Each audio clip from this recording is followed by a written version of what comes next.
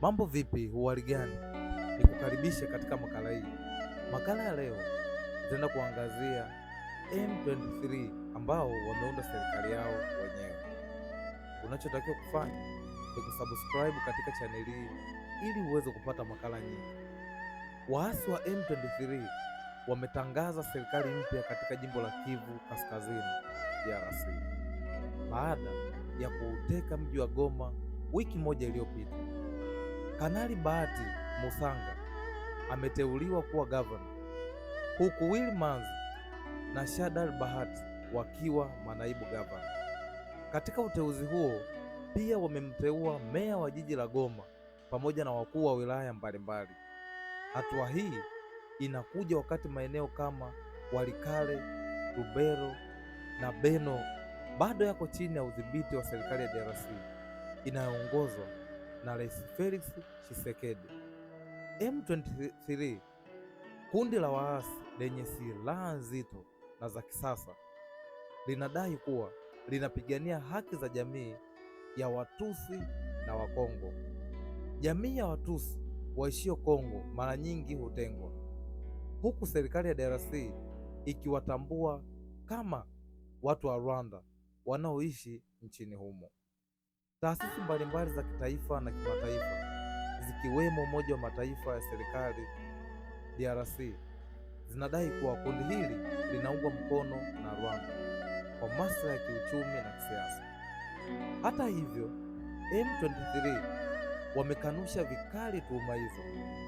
Wamehimiza kuwa hawapokei msaada wa kijeshi kutoka Rwanda na kwamba wanapigania maslahi yao wenyewe. Kutangazwa kwa serikali hii mpya kumepokelewa kwa tahadhari kubwa.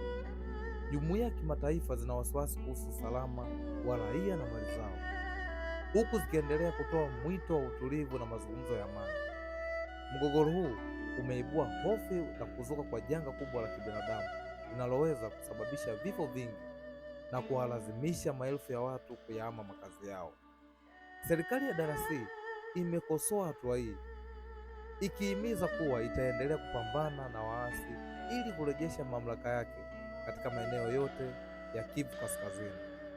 Hali ya usalama katika Goma na maeneo ya jirani inazidi kuzorota, huku shughuli za kiuchumi zikidorora kwa kasi ya hali ya juu.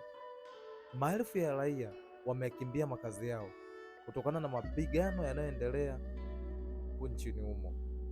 Mashirika ya misaada yanafanya juhudi kusaidia waathirika wa mgogoro huu.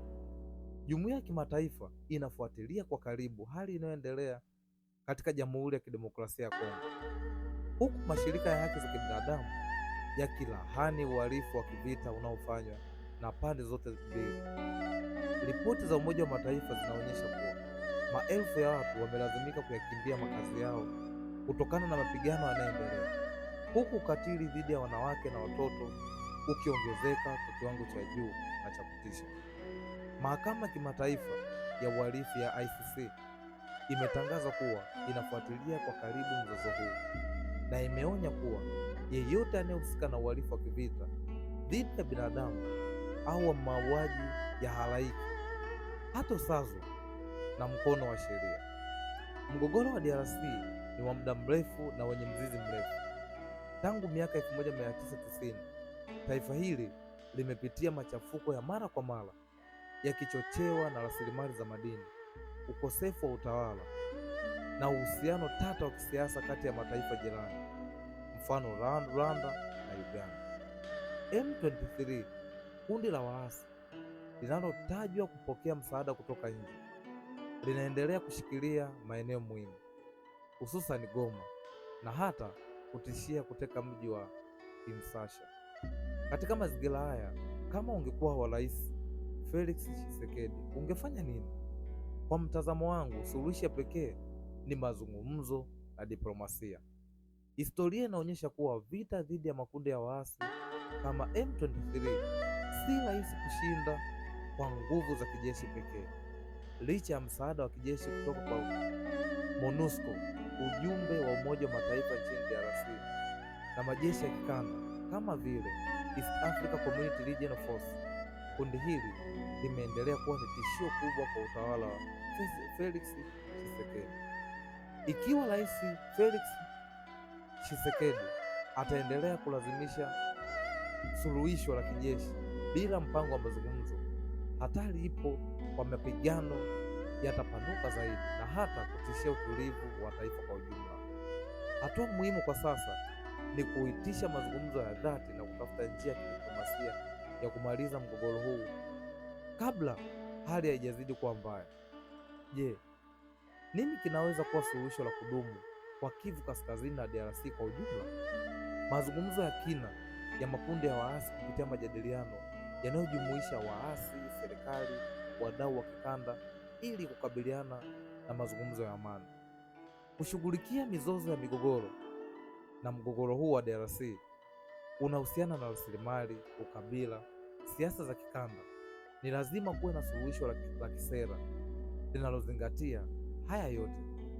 Msaada wa kimataifa wenye ufanisi, Umoja wa Mataifa na jumuiya za kikanda kama AU na East Africa Community wanapaswa kushirikiana kuhakikisha kuwa msaada wa kijeshi na kidiplomasia unakwenda sambamba. Marekebisho ya kijeshi na kiuchumi, kuimarisha jeshi la DRC na kupunguza utegemezi wa kijeshi na wa kigeni, pamoja na kuweka mikakati ya maendeleo ili wananchi wa Kivu Kaskazini wapate ajira na fursa, badala ya kushawishika kujiunga na makundi ya waasi. Kwa sasa swali kubwa linalobaki, je, Rais Felix Tshisekedi atachagua vita au diplomasia? Na je, nini kingekuwa ni suluhisho la kudumu kwa mgogoro wa Kivu Kaskazini na DRC kwa ujumla? Una mtazamo gani juu ya makala hii? Unachotakiwa kufanya ni kusubscribe na kulike na kucomment. Hadi wakati mwingine, jina langu ni Morris Makalis. Asante.